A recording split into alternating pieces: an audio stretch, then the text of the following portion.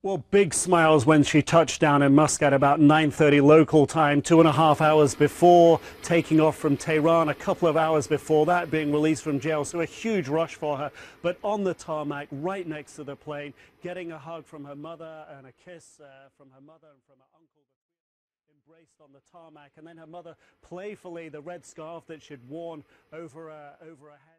In prison, you're constantly trying to fight against the stagnation, the inner and outer stagnation that comes from being in a completely controlled environment, in an environment that's so controlled you can't even open a window or open a door or decide when you're going to take a shower or use the restroom or eat or sleep.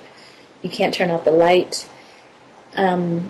So you really have to look inside for internal resources to get you through. I think it's a very dramatic experience to sort of have everything taken from you and your whole orientation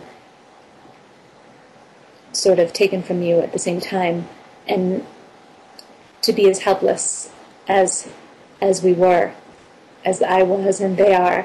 Sorry, it's hard to get the verbs right all the time. It's very confusing for me because I'm free, but like I said many, many times, most of me, a large part of who I am, is still there with Shane and Josh. And yeah, well, Shane and Josh are in the same size room that I was in, which is, I don't know, about 10 feet by 15 feet maybe. And they're cramped in there together with their two beds taking up kind of more than half of the room and very little space to exercise. They exercise side by side on a space kind of, each of them have maybe the size of a large beach towel. And they only get out of their room 40 minutes a day. They go to the courtyard and they jog around in circles. And they have absolutely no contact with any other human beings except for guards and investigators. So how do you survive for those 23 hours a day?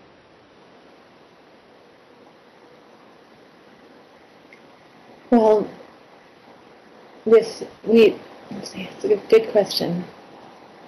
It takes the utmost discipline to keep yourself together and, come out of prison in one piece. Solitary confinement, the toll is that much harder, but prison in general, all of prison is isolation, and all of prison is about being removed from the world and being in a state of depravity.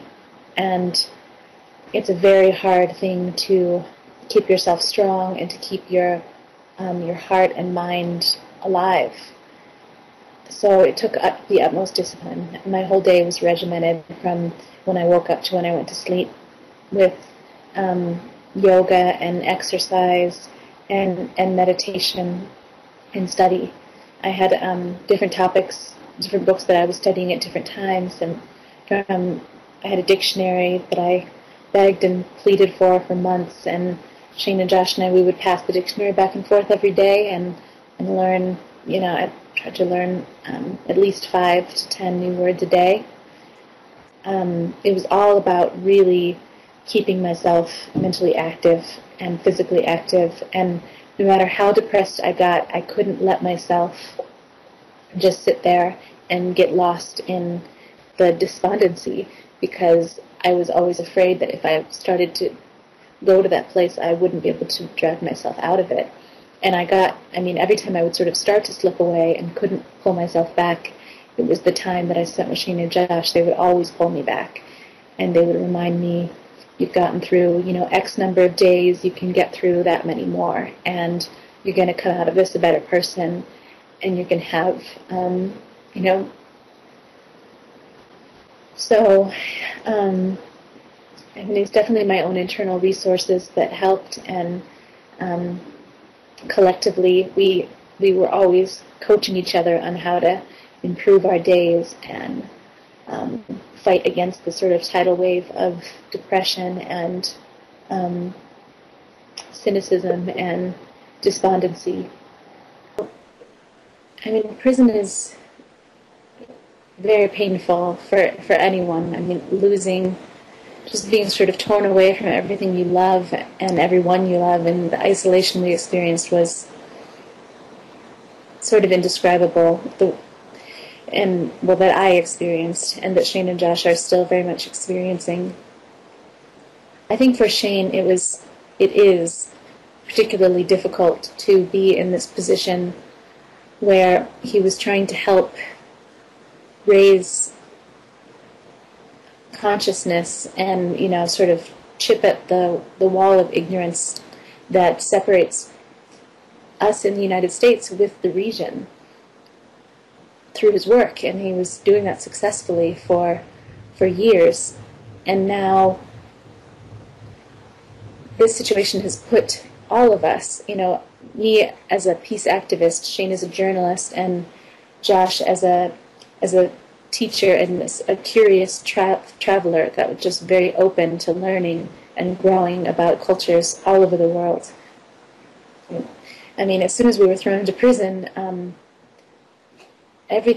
our position in the world changed drastically, to say the least. And it puts us in the position where we are really very much enmeshed in the problem in an obviously devastating and far more personal way. And it puts us in the situation where we need help instead of being in a position to be able to help anyone else. Obviously, when you're in prison, all you can do is survive and get through one day at a time. Shane and Josh are in that really stuck place, in that devastatingly isolated place, where the two of them are the only thing that they have. And they know that I'm out here fighting for them, and I know that helps them to know that. And they know that I have a movement of people behind me and global support. And I know that gives them a lot of relief, knowing that, I'm not alone struggling for their freedom, our families are not alone, and that we won't be forgotten, that no matter what, we won't be forgotten until this is finished. And they know that, that gets through. They know that in their minds and their hearts, and they know that through the letters that they get from their parents and siblings.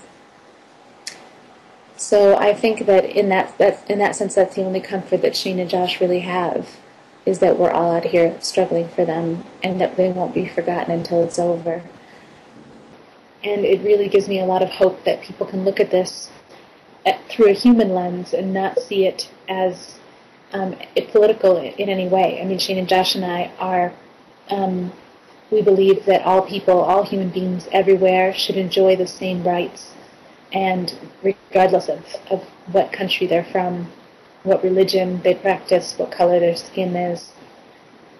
So the fact that so many people around the world see the human rights abuses that have been perpetrated against us as, the same as human rights abuses, perpetrated in any corner of the globe, as part of a global movement for justice and peace.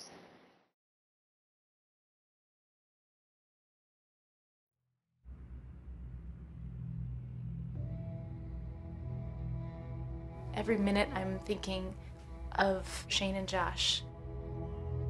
I close my eyes and I can see them in my mind all the time. I know that they're still in that cell and they don't know when they're going to get out, and they're two beautiful people, two innocent people that don't deserve to be there and should never have been there in the first place. I need you to help me to free Shane and Josh.